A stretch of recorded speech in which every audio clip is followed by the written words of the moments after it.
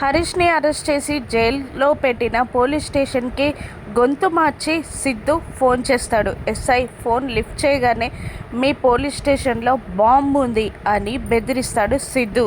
ఆ బెదిరింపుకు భయపడిన ఎస్ఐ అక్కడే రిసీవర్ పడేసి స్టేషన్లో బాంబు పెట్టారంట్రా, పదండి వాళ్ళని కూడా రిలీజ్ చేయించండి, బయటికి తీసుకురండి అని అంటూ బయటికి పరిగెడతాడు ఎస్ఐ.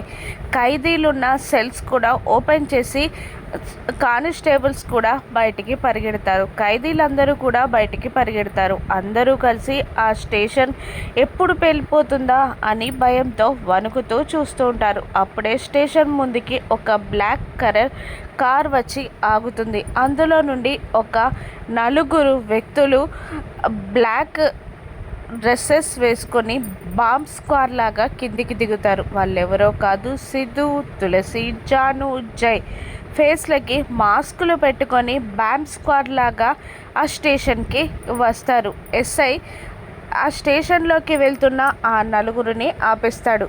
ఏం చేస్తున్నారు, ఎక్కడికి వెళ్తున్నారు మీరు అని అడుగుతూ ఉంటాడు ఎస్ఐ. అప్పుడు సిద్ధు, తులసి మాట మారుస్తూ ఇలా చెప్తూ ఉంటారు, బాంబ్ స్క్వాడ్ బాంబ్ ఎక్కడుందో తెలుసుకోవడానికి వచ్చాం అని అంటూ కాన్ఫిడెంట్గా చెప్పి ఆ నలుగురు స్టేషన్లోకి ఎంటర్ అవుతారు. ఇక అక్కడ ఫైల్స్ అన్నీ వెతుకుతూ ఉంటారు. హరీష్కి సంబంధించిన ఫైల్స్ కోసం వెతుకుతూ ఉంటారు.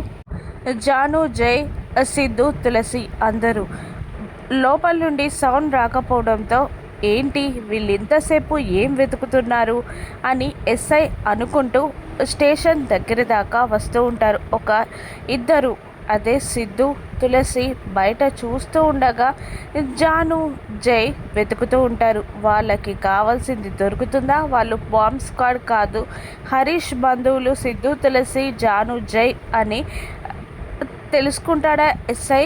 ప్రమాదం నుండి ఆ ఫ్యామిలీ ఎలా బయటపడుతుందో రానున్న ఎపిసోడ్స్లో చూద్దాం. Thank you for watching.